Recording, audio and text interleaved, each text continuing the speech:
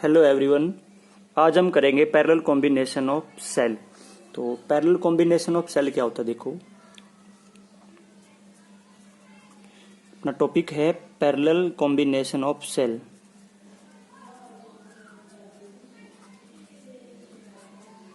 Parallel combination of cells. तो parallel combination of cell में भाई अपने पास मैं यहाँ पे दो सेल ले लेता हूँ, दो सेल का कॉम्बिनेशन ले लेता हूँ। मान लो ये कोई एक सेल है आपका, इसकी कुछ इंटरनल रेजिस्टेंस भी है और ये आपका दूसरा सेल है।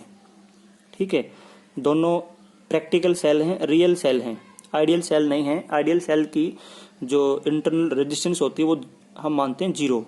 तो यहाँ पे दोनों की इंटरनल रेजिस्टेंस भी है। इसका ईएमएफ E1 मान लेते हैं, इसका ईएमएफ E2 मान लेता हूँ। इसकी R1 और इसकी R2 इंटरनल रेजिस्टेंस है। ठीक है, अब इन दोनों सेल को आपस में कनेक्ट कर रखा है। इस तरीके से कनेक्ट किया इनको कि ये कनेक्टिंग वायर हमने यूज किया यहाँ पे, कनेक्टिंग वायर। ठीक है, तो ये जो कॉम्बिनेशन है, इस कॉम्बिनेशन को हम बोलेंगे पैरेलल कॉम्बिनेशन। यहाँ पे मैं और सेल्स भी लगा सकता हूँ इसके पैरेलल में। ठीक है, तो यहाँ पे क्या होता है, सभी सेल का जो पोटेंशियल डिफरेंस होता है वो सेम होता है। ठीक है, तो ऐसा कॉम्बिनेशन जिसमें सभी सेल्स का पोटेंशियल डिफरेंस सेम हो उसको बोलेंगे हम पैरेलल कॉम्बिनेशन ऑफ सेल। ठीक है, अब देखो हमें यहाँ पे दो चीजें निकालनी हैं। एक तो इस कॉम्बिनेशन की इक्विवेलेंट रेजिस्टेंस निकालनी है और एक इस कॉम्बिनेशन की इक्विवेलेंट, इसका इक्विवेलेंट ईएमएफ निकालना है कॉम्बिनेशन का। इक्विवेलेंट का मतलब ये होता है कि भाई अगर मान लो अगर मैं इस कॉम्बिनेशन की जगह, ये है हमारा कॉम्बिनेशन, इस कॉम्बिनेशन की जगह एक सिंगल सेल लगाऊं, एक सिंगल सेल यूज कर लूं, और अगर वो सिंगल सेल जितना ये कॉम्बिनेशन, जितना कॉम्बिनेशन, चलो इसको ऐसे मान लेते हैं कि ये जो कॉम्बिनेशन है ना सेल का, इसको मैंने किसी एक एक्सटर्नल रजिस्टर से जोड़ रखा है, किसी सर्किट में लगा रखा है जिसकी रेजिस्टेंस है कैपिटल R। तो इसको मैंने किससे जोड़ दिया, एक्सटर्नल रजिस्टर से जोड़ दिया, एक सर्किट से जोड़ दिया। ठीक है, तो ये जो है ये है हमारा कॉम्बिनेशन। ये वाला पार्ट जो है ना, सिर्फ ये, इसको बोलेंगे हम सेल का कॉम्बिनेशन। ये सेल कॉम्बिनेशन है, ये सेल का कॉम्बिनेशन है। तो इस कॉम्बिनेशन को किससे जोड़ दिया, एक सर्किट में लगा दिया, एक जिस सर्किट की रेजिस्टेंस क्या मान ली मैंने, R मान ली। अब इस कॉम्बिनेशन ने इस सर्किट में मान लो कि I करंट सप्लाई किया, इस सर्किट को कितना करंट सप्लाई किया, I करंट सप्लाई किया। अब देखो अगर मेरे पास एक सिंगल सेल है जिसका ईएमएफ E है और इसकी इक्विवेलेंट, इसकी जो इंटरनल रेजिस्टेंस है वो है R। ठीक है, तो अगर ये अकेला सेल मैं इस कॉम्बिनेशन की जगह इस कॉम्बिनेशन को हटा के इस सर्किट में इस अकेले सेल को लगा दूं, तो अगर ये अकेला सेल भी सेम करंट सप्लाई कर देता है सर्किट में, तो मैं ये बोलूंगा कि ये जो सेल है ये इस कॉम्बिनेशन के क्या है, इक्विवेलेंट है। ठीक है, तो यहाँ पे मैंने इस प्रकार लिया है, इस कॉम्बिनेशन ने, इस पैरेलल कॉम्बिनेशन ने इस रजिस्टर R में कितना करंट सप्लाई किया, I करंट सप्लाई किया, और उतना ही करंट इस अकेले सेल ने सप्लाई कर दिया। तो ये जो अकेला सेल है ये इस कॉम्बिनेशन के इक्विवेलेंट है। ठीक है, तो यहाँ पे देखो भाई इसने, इस कॉम्बिनेशन ने कितना करंट सप्लाई किया, I करंट सप्लाई किया। तो कुछ इस सेल ने करंट सप्लाई किया होगा, कुछ इस सेल ने करंट सप्लाई किया होगा। इस सेल का करंट मैं मान लेता हूँ I1 और इसका करंट मैंने मान लिया I2। I1 उसने सप्लाई किया, I2 इसने सप्लाई किया। अब इस पॉइंट के ऊपर, इस जंक्शन के ऊपर आप किरचॉफ्स जंक्शन रूल लगा दो। तो इस वाले जंक्शन के ऊपर किरचॉफ जंक्शन रूल लगाऊंगा तो यहाँ पे क्या होता है कि जो I1, जो टोटल एंटरिंग करंट है I1 प्लस I2 किसके बराबर हो जाएगा, टोटल लीविंग करंट के बराबर हो जाएगा। ठीक है, ये इक्वेशन आ जाएगी हमारी वहां से। अब सेम यहाँ भी लगा दो, यहाँ पे भी देख लो, यहाँ पे कितना करंट, I1 करंट, ये अकेला इसी सेल ने सप्लाई किया है, यहाँ पे तो एक ही सेल है। अब देखो ये जो सेल है आपका, ये जो सेल है भाई, इस सेल का पोटेंशियल डिफरेंस देख लो कितना है। पोटेंशियल डिफरेंस, जितना पोटेंशियल डिफरेंस इस सेल का है ना पहले वाले का, उतना ही दूसरे वाले सेल का पोटेंशियल डिफरेंस है, क्योंकि ये किस में है, ये आपके पैरेलल में है। ठीक है, तो यहाँ पहले दोनों का मैं पोटेंशियल डिफरेंस सेम मान लेता हूँ। मान लो यहाँ पे late V is potential difference, V is potential difference of both cell, of each cell, ठीक है, ऑफ ईच सेल। तो दोनों सेल का पोटेंशियल डिफरेंस है इक्वल और V के बराबर है। तो पोटेंशियल डिफरेंस यहाँ इस सेल का पोटेंशियल डिफरेंस कितना होगा, potential difference is equal to इसका EMF E1 माइनस कितना करंट इसने सप्लाई किया I1 और इसकी इंटरनल रेजिस्टेंस, ये इसका पोटेंशियल डिफरेंस है। ऐसे ही तो अब इस इक्वेशन से मैं I1 की वैल्यू निकाल लेता हूँ यहाँ से। तो I1 कितना आ जाएगा मेरा, I1 is equal to E1 minus V upon R1, ये आ जाएगा, ठीक है। ऐसे ही मैं दूसरे सेल के लिए, दूसरे सेल का पोटेंशियल डिफरेंस भी कितना है, सेम है V, और यहाँ V क्या हो जाएगा दूसरे सेल का, यहाँ ये पोटेंशियल डिफरेंस ले रहा हूँ मैं अभी यहाँ पे, तो ये हो जाएगा आपका E2 माइनस I2 R2, और यहाँ से I2 की वैल्यू आपकी क्या आ जाएगी, ये आ जाएगी E2 minus V upon R2, ये आ जाएगी आपकी यहाँ से वैल्यू I2 की। अभी I1 I2 की वैल्यू दोनों इस इक्वेशन में पुट कर दो, ठीक है। तो ये मान लेता हूँ मैं इक्वेशन 1 है, इसको 1 मान लेता हूँ।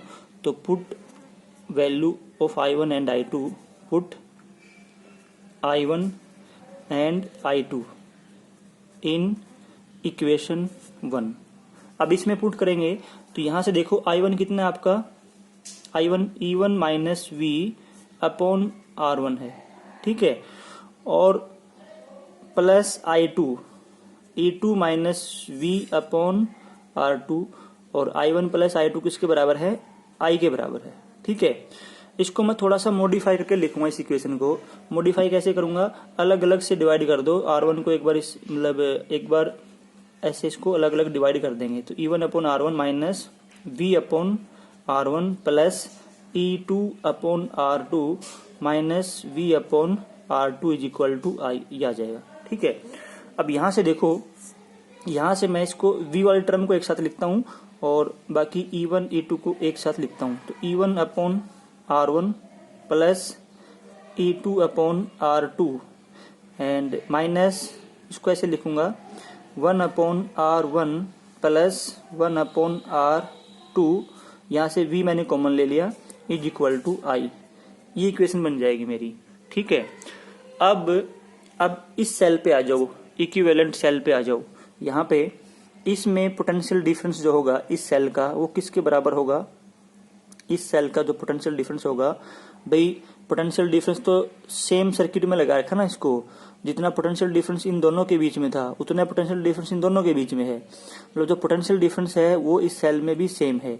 तो पोटेंशियल डिफरेंस इस सेल का किसके बराबर होगा, V is equal to E minus कितना करंट सप्लाई किया इसने, I, और ये इसकी इंटरनल रेजिस्टेंस है। तो यहां से I किसके बराबर आ जाएगा, I is equal to E minus V upon R के बराबर आ जाएगा। अब मैं इस इक्वेशन को भी इसी फॉर्म में लिखना चाहता हूं ताकि दोनों को कंपेयर कर लूं। तो यहां से देखो एक तरफ I है, अलग अलग डिवाइड कर दो इसको, I is equal to E upon R minus V upon R, ठीक है। इसको मैं इक्वेशन नंबर 2 मान लेता हूं और इसको मैं इक्वेशन नंबर 3 मान लेता हूं, इक्वेशन नंबर 2 इक्वेशन नंबर 3, ठीक है।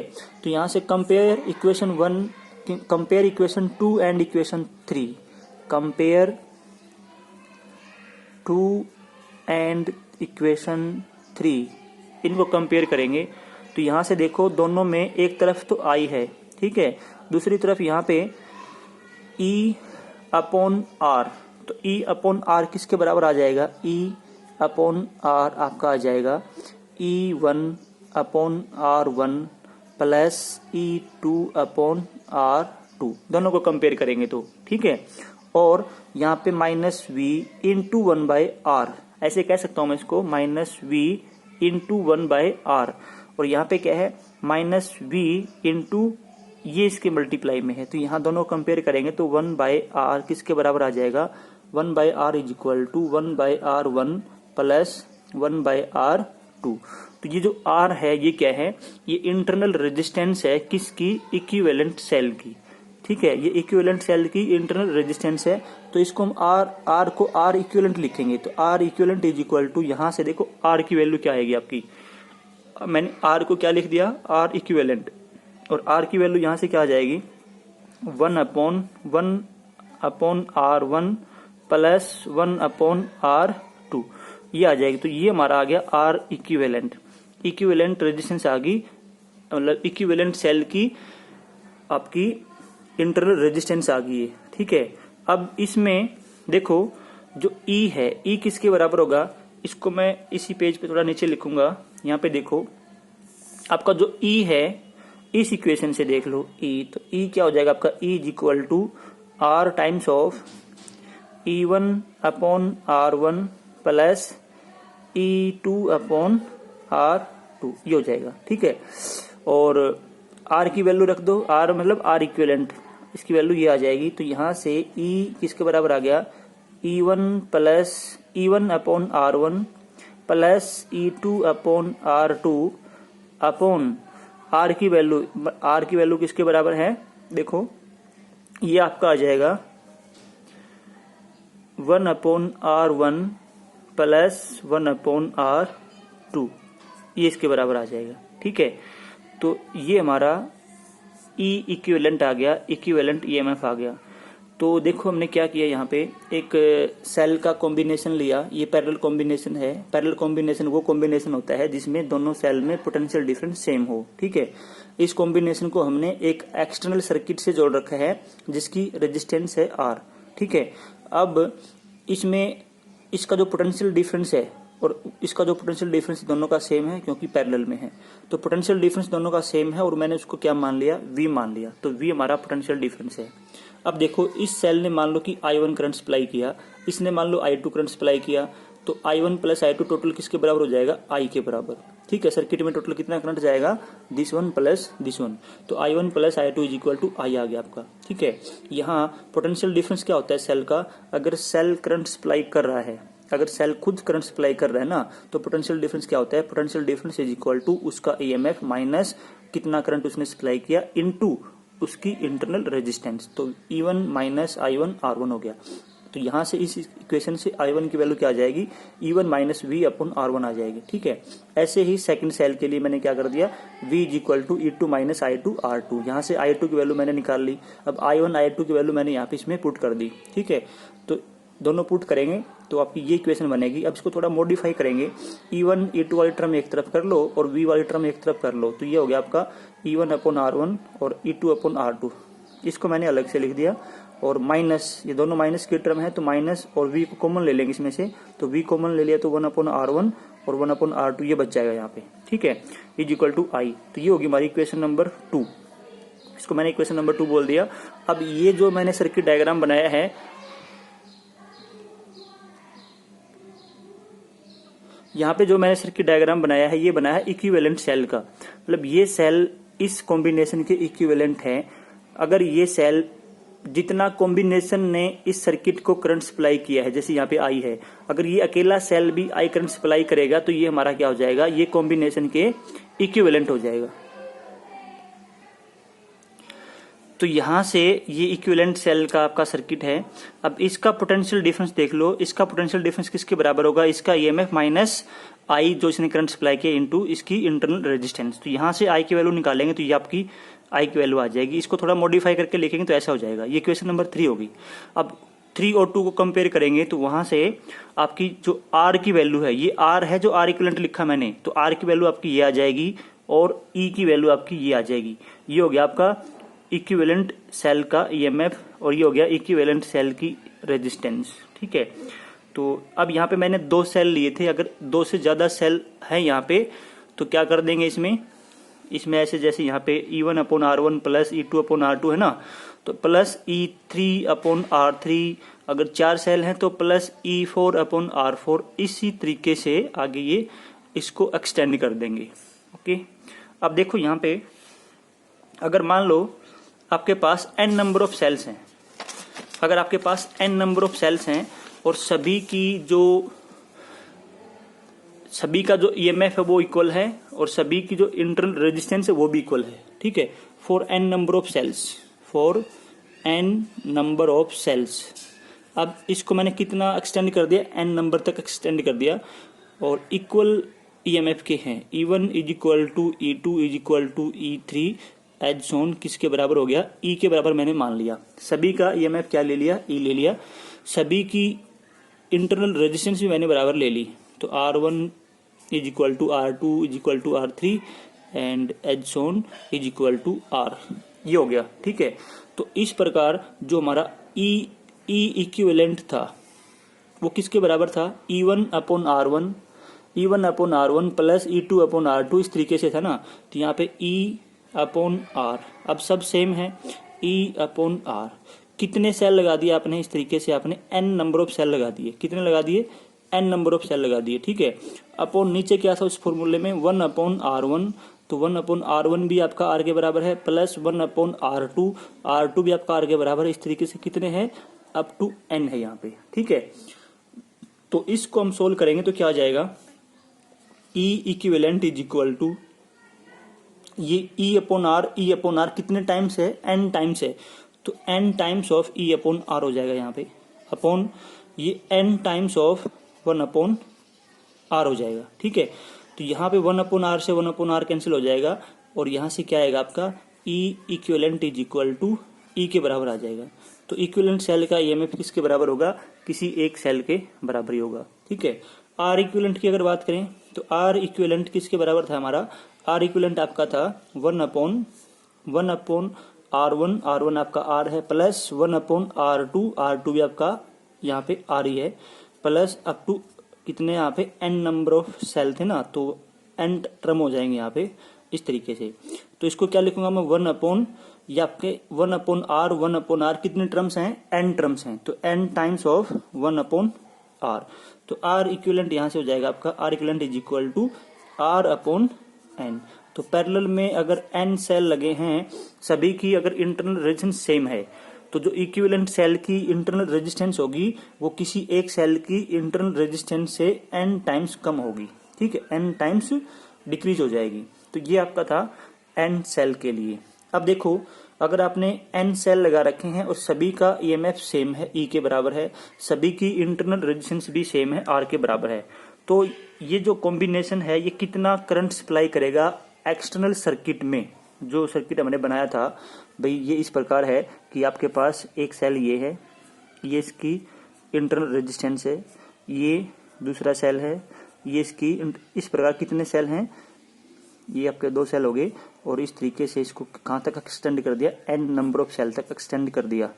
तो इसमें 1 2 अप टू n सेल हैं, और इस कॉम्बिनेशन को किससे जोड़ रखा है, एक्सटर्नल सर्किट से जोड़ रखा है, और एक्सटर्नल सर्किट की रेजिस्टेंस कितनी है, कैपिटल R है। ठीक है, तो ये कॉम्बिनेशन, ये पैरेलल कॉम्बिनेशन कितना करंट सप्लाई करेगा सर्किट में, ये हमें करंट निकालना है यहाँ पे। तो इस कॉम्बिनेशन को किससे रिप्लेस कर दो, इक्विवेलेंट सेल से। भाई इस कॉम्बिनेशन की जगह मैं क्या लगा सकता हूँ, इस कॉम्बिनेशन की जगह मैं एक सेल लगा सकता हूँ, कितने का, सेम जो इसमें जो था, जैसे ई इसका ईएमएफ था, सभी का ईएमएफ ई के बराबर था, और आर क्या थी, इंटरनल रेजिस्टेंस थी। तो यहाँ एक सेल लगा दूंगा मैं जिसका ईएमएफ ई है, इंटरनल रेजिस्टेंस किसके बराबर, R अपॉन n है। ठीक है, इसको किससे जोड़ देंगे, इस सर्किट से। ठीक है, क्योंकि इस कॉम्बिनेशन के इक्विवेलेंट है ये सेल, तो इस कॉम्बिनेशन को रिप्लेस कर सकता हूँ इस सिंगल सेल से। ठीक है, इसकी जो रेजिस्टेंस है वो है R। ठीक है, कितना करंट सप्लाई किया इसने, I, तो यहाँ पे R अपॉन n, ये जो इक्विवेलेंट इंटरनल रेजिस्टेंस है ये, और R दोनों किस में हो गए, सीरीज में हो गए। तो इसको अगर फिर से रीड्रा करूँ मैं डायग्राम को, इसको मैं ऐसे ड्रा कर सकता हूँ, ये आपका इसका ईएमएफ है E सेल का, और टोटल रेजिस्टेंस क्या होगी इस सर्किट की आपकी, ये होगी टोटल रेजिस्टेंस। तो दोनों सीरीज में है, तो R plus R upon n ये होगी। अब निकालना है मेरे को कितना करंट सप्लाई किया इस सेल ने। तो using Ohm's law, Ohm's law क्या कहते हैं, I is equal to E upon capital R plus R upon n ये हो जाएगा। ठीक है, अब यहाँ पे मैं इसमें कुछ स्पेशल केस लेता हूँ। केस वन ये है कि अगर आपका R काफी छोटा है, किससे, R अपॉन n से, अगर छोटा है तो मैं क्या कर सकता हूँ, R को 0 मान सकता हूँ। तो R को निगलेक्ट कर दूंगा, तो I क्या हो जाएगा, E upon small r upon n है ना, इसको मैं ऊपर लिख दूंगा। तो ये इतना करंट सप्लाई करेगा। मतलब अगर क्या है, जो एक्सटर्नल सर्किट है अगर उसकी रेजिस्टेंस जो इक्विवेलेंट सेल की जो रेजिस्टेंस है, इंटरनल रेजिस्टेंस है, अगर उससे काफी छोटी है तो क्या हो जाएगा, आपका जो सर्किट है उसमें करंट कितना होगा, ये करंट एक सिंगल सेल सप्लाई करता, अगर सिंगल सेल लगाते तो इतना करंट सप्लाई करता, तो n टाइम्स हो जाएगा। ठीक है, तो करंट हो जाएगा आपका मैक्सिमम। तो पैरेलल कॉम्बिनेशन में, किसके पैरेलल कॉम्बिनेशन में, सभी सेल का अगर ईएमएफ सेम है, सभी की अगर इंटरनल रेजिस्टेंस सेम है, तो पैरेलल कॉम्बिनेशन में आपका करंट मैक्सिमम कब होगा, जब आपके एक्सटर्नल सर्किट की रेजिस्टेंस काफी छोटी होगी, किससे, आपकी जो आपका ये जो कॉम्बिनेशन है इसकी जो इक्विवेलेंट रेजिस्टेंस है, इंटरनल रेजिस्टेंस है, उससे। ठीक है, तो सेकंड केस टू में क्या होता है, देखो अगर इसका अपोजिट है, R काफी बड़ा है R/N से, तो उस केस में आपका I क्या हो जाएगा, हम क्या कर लेंगे, हम इसमें R/N को ड्रॉप कर देंगे तो E/R आ जाएगा आपका। ठीक है, ये हो जाएगा, इतना करंट सर्किट में सप्लाई होगा। ठीक है, तो ये करंट आपका, ये मैक्सिमम करंट है। तो पैरेलल कॉम्बिनेशन में करंट मैक्सिमम कब होगा, जब आपके एक्सटर्नल सर्किट की रेजिस्टेंस कम होगी आपके कॉम्बिनेशन की इक्विवेलेंट रेजिस्टेंस से। ठीक है, ये ऐसे थ्योरेटिकल क्वेश्चन पूछा जा सकता है एग्जाम में। ठीक है, तो ये था आपका पैरेलल कॉम्बिनेशन ऑफ सेल। इसमें दोनों फॉर्मूले याद रखने हैं, आर इक्विवेलेंट का और आपका इक्विवेलेंट ईएमएफ का। ठीक है, और ये लास्ट में जो कंडीशन हमने बताई है, करंट मैक्सिमम कब होगा, करंट मैक्सिमम होगा जब आपके एक्सटर्नल सर्किट की रेजिस्टेंस, जो रजिस्टर लगा रखा है उसकी रेजिस्टेंस आपके जो कॉम्बिनेशन की जो इक्विवेलेंट रेजिस्टेंस है ना, उससे काफी छोटी होगी, तो करंट क्या होगा, मैक्सिमम होगा इसमें। Okay, thank you.